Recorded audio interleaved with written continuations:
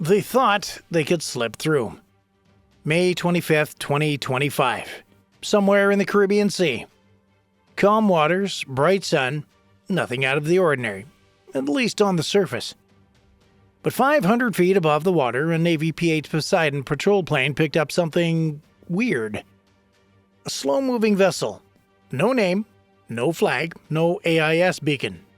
Just a metal speck creeping across Smuggler's Corridor known to law enforcement as the Funnel. Down below, the guided missile destroyer USS Gravely was already on alert. She wasn't there by accident. The Gravely had been deployed from Norfolk, Virginia under U.S. Northern Command's Maritime Homeland Defense Authority. Her mission was to intercept threats before they ever touched the U.S. coastline. Drugs? Number one on that list. On board the destroyer, the Coast Guard Law Enforcement Detachment, or LEDET 401. They'd been riding shotgun ever since March. Think of them as the Navy's onboard bounty hunters, experts in maritime interdiction, boarding procedures, and taking down floating crime scenes. At 0600 hours, Gravely's radar confirmed visual contact with the target. The ship didn't respond to hails. No flag, no license, suspicious as hell. The order was given: intercept and investigate. Sailors scrambled. Boots hit steel. The RHIB's rigid hull inflatable boats were lowered into the sea like warhammers. Fast, precise, and silent, the LEDET team loaded up with M4 carbines, boarding tools, and body cams. As the RHIBs raced towards the suspect vehicle, the Gravely's bridge crew monitored everything: tracking speed, wave conditions, distance. One wrong move, and this could turn hostile. But the smuggler boat didn't run. That was the strange part. It just sat there, bobbing like an empty shell. Maybe the crew thought they could talk their way out of it. Or maybe they didn't realize who was coming. But when a U.S. Navy destroyer locks eyes on you, you're already done. From a distance, it looked like a fishing boat. But the U.S. Navy doesn't rely on appearances. They rely on patterns, and this one didn't fit. The Caribbean Sea is a hotspot for narco-trafficking, especially through an area sailors call the Funnel. It's a maritime choke point where drug routes from South America narrow on their way north. Cartels love using small, fast boats disguised as local traffic, but trained eyes know the difference. And that's where the LEDET team comes in. LEDET stands for Law Enforcement Detachment, a Coast Guard unit deployed on Navy ships specifically to sniff out smuggling operations. They know every trick in the book: false hulls, hidden compartments, even fake engine failures to buy time. And these aren't just coasties. These guys are maritime hunters. This particular vessel, well, it raised red flags immediately. With no state flag, no response, and no documentation, and the hull looking a bit beat up but not worn down by actual use, it made it look more like someone had tried to make it look legit. And the route, well, it didn't match any fishing pattern, not even close. The Gravely's bridge lit up. "We've got a runner," someone said. Not because it was moving fast, but because it matched every profile of a smuggling boat. But instead of it peeling off, it did something nobody expected. It stopped. It just dropped anchor and waited. That's when the tension really kicked in. Because smugglers don't surrender, not unless they've got something to hide and no way to outrun it. Whatever was on that boat wasn't good, and the Navy was about to find out exactly how bad it was. The RHIBs approached fast, two sleek boats slicing through the water like scalpels. On the surface, the USS Gravely loomed silently, watching everything. On-board radios crackled as LEDET 401 gave final instructions. The weapons were ready, the body cams were rolling, and every man was locked in. By the time they reached the suspect vessel, there was no sign of panic. Just three men standing stiff on the deck, trying not to look nervous. That was a red flag all by itself. Real fishermen don't freeze when a boarding party shows up.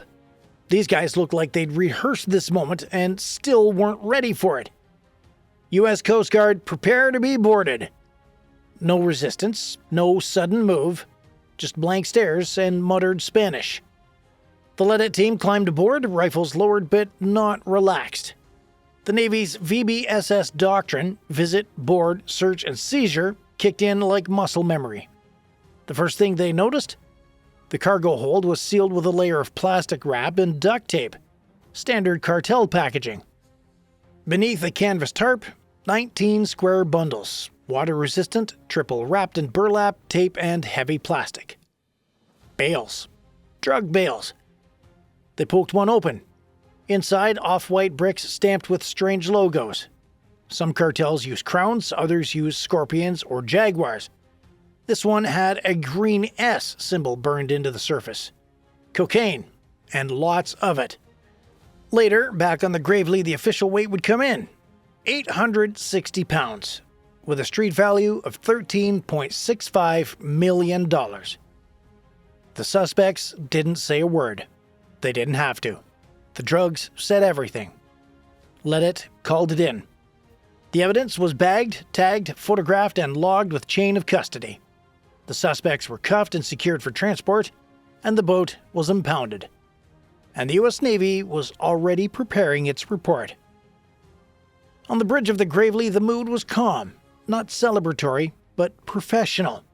This wasn't a lucky break. It was the result of intel, planning, and old-fashioned boots-on-deck execution. But down in the berthing compartments, there was quiet satisfaction. Another drug shipment stopped cold. Another crew caught red-handed. And somewhere out there, a cartel boss just realized the U.S. Navy's watching. Back on the Gravely's deck, the evidence was laid out in the sun. 19 bales stacked like bricks at a construction site. Only this wasn't drywall, it was cocaine. Raw, uncut, and wrapped tight enough to survive weeks at sea. Each bale weighed roughly 45 pounds. No wonder the crew didn't run. They were either under orders not to, cartels don't like blown shipments, or they figured surrender would buy them better treatment. Either way, the moment the first bale came up from the hold, the mood on deck shifted. This wasn't just a bust, it was a statement. Every bundle was tagged and logged by LEDET protocol. Each suspect, 3 men altogether, mid-30s, all claiming to be just fishing, were photographed and processed under maritime law. No weapons were found on board, but that didn't matter. The contraband alone was enough to trigger felony charges under U.S. federal drug trafficking laws. And here's the thing. It wasn't unusual. In fact, this type of operation is part of a broader strategy, one that targets high-value shipments before they ever reach U.S. shores. The Navy and Coast Guard call it forward interdiction. Stop the drugs at sea, and you prevent the violence, addiction, and corruption that follows on land. And with bales this clean, no moisture damage, no breaks in the seal, it was clear that this wasn't some amateur run. These were pro-level smugglers, moving product for a network that expected results. They didn't get them. Instead, they got boarded by a U.S. destroyer and a team of federal agents with clipboards, rifles, and zero patience for narco excuses. And for the Gravely's crew, well, this was just Tuesday. Once the drugs were secured and the suspects were detained, the real work began. First stop, the chain of custody. Every single bundle had to be documented. Weight, markings, condition, right down to the gram. Now, this isn't Hollywood. Evidence like this has to hold up in court. And one bad label or picture can blow the whole case. Meanwhile, the suspects, now zip-tied, photographed, and seated under armed watch, were transferred to holding quarters aboard the Gravely. No interrogation. That's not the Navy's job. Their responsibility is detention and transport, not prosecution. From there, the next phase kicks in. Handover. In coordination with U.S. authorities ashore, the Navy arranged for the suspects and contraband to be transferred to the Drug Enforcement Administration, the DEA, or a regional Coast Guard cutter with legal authority in territorial waters. In most cases, they're brought to a U.S. territory like Puerto Rico, where federal charges are filed. As for the ship itself, well, it was seized, and depending on jurisdiction, it may be destroyed or used as evidence. The process is tight, procedural, and most importantly, bulletproof. Every move is documented, every step is logged. This is how the U.S. Navy and the Coast Guard avoid legal loopholes and make sure that traffickers don't walk away on technicalities. And that's the part that most people never see. They see the bust, they see the bales and the headlines, but what turns a sea interception into a courtroom conviction is discipline. And Gravely's crew had plenty of it. The takedown might have lasted minutes, but the aftermath, well, that's the part that hits the cartels where it really hurts. This wasn't some random bust. It was part of a larger, long-running operation called Campaign Martillo, Spanish for hammer. And that name fits. Launched in 2012, Campaign Martillo is a multinational effort aimed at crushing drug trafficking routes across the Caribbean and Eastern Pacific. The U.S. leads the charge with Navy destroyers, Coast Guard cutters, and allied navies from over a dozen countries working together to intercept narcotics before they ever hit American soil. The strategy? Hit them hard and hit them early. Smugglers often assume that once they're out of South American waters, they've got smooth sailing. Campaign Martillo exists to prove them wrong. By patrolling known trafficking corridors using aircraft, drones, and maritime patrols, the U.S. and its partners stay one step ahead. And that's where ships like the USS Gravely come in. Destroyers aren't just built for war, they're mobile radar stations, intelligence hubs, and law enforcement platforms. When paired with Coast Guard LEDET teams, they become floating interdiction units capable of stopping and boarding vessels thousands of miles from U.S. borders. The mission is clear: disrupt the networks, not just the couriers.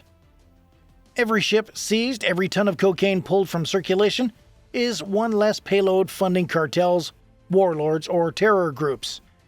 And with each successful bust, Martillo sends a message loud and clear. You can run your boats, you can change your routes, but we're still coming. Stopping a drug boat in the middle of the ocean isn't luck. It's precision, coordination, and technology. On the surface, you've got the USS Gravely, an Arleigh Burke-class guided missile destroyer. Sure, she's designed to shoot down missiles and hunt subs, but in operations like this, she turns into something else: a surveillance and interdiction machine. Gravely's radar systems scan hundreds of miles of ocean. Everything from small craft to fast movers gets tracked and profiled. Add in real-time data from aircraft like the P-8 Poseidon, a long-range maritime patrol plane with advanced radar and infrared sensors, and you're looking at full-spectrum awareness. But none of that matters without people. The Coast Guard LEDET team aboard Gravely is the human edge. They're trained in boarding hostile vessels, searching tight quarters, and identifying struggling tactics that radar never could. And they're fast. From detention to boarding can happen in under 30 minutes. Every move is backed by encrypted comms, live satellite feeds, and a command chain that doesn't hesitate. Need visual confirmation from 50,000 feet? Call the MQ-4C Triton drone. Need infrared scans of a cargo hold? Poseidon's got it. Need a legal boarding order in international waters? That's built into the mission plan. It's not just a ship chasing a suspect. It's a floating command center coordinating with intel analysts, aircraft crews, and federal agencies. Cartels rely on speed and confusion. The U.S. Navy relies on systems, training, and zero guesswork. And in that game, the Navy doesn't miss. 860 pounds of cocaine. Sounds like a headline, and it was. But the real impact of that seizure ripples far beyond the busted boat. This shipment wasn't just $13.65 million. That money would have paid for weapons, bribes, extortion, and turf wars across multiple countries. Every bale pulled from that hull was one less transaction feeding organized crime and instability. And this wasn't a lucky catch. It was a hit against an entire distribution chain. Drug trafficking is a network game. You take out one shipment and you throw off the timeline for buyers, dealers, transporters, and corrupt officials who expected their cut. The cartel behind this load didn't just lose profit, they lost trust. And that matters. And on the American side, one less ton of cocaine reaching US shores means fewer overdoses, fewer turf wars in cities, and fewer addicts trapped in a cycle that started thousands of miles away. So yeah, to some people this was just a drug bust. But to the Gravely's crew and to the LEDET team that made it happen, it was a direct hit. Now, imagine this. You're standing watch on a Navy destroyer in the middle of the Caribbean. Radar picks up a ghost ship. No flag, no ID, headed straight through a known smuggling route. You've got minutes to react. Do you call it in? Do you launch the boarding team? Or do you think it's just another fishing boat? Let us know in the comments, what would you do if your ship intercepted a vessel carrying $13 million in cocaine? Would you keep your cool or would you brace for trouble? One ship, 19 bales, $13.7 million stopped cold in open water. The USS Gravely and LEDET 401 didn't just board a boat, they shut down a cartel's payday. And that's the kind of precision work that rarely makes the news, but always makes a difference. Should destroyers be used more often in these kinds of missions? Drop your thoughts in the comments below, we read every one of them. And if you want to go a step further and support the channel directly, please join the fleet. You'll get loyalty badges, priority replies, and you'll be helping us bring more true Navy stories to the surface. Thanks for watching. I'll see you in the next video.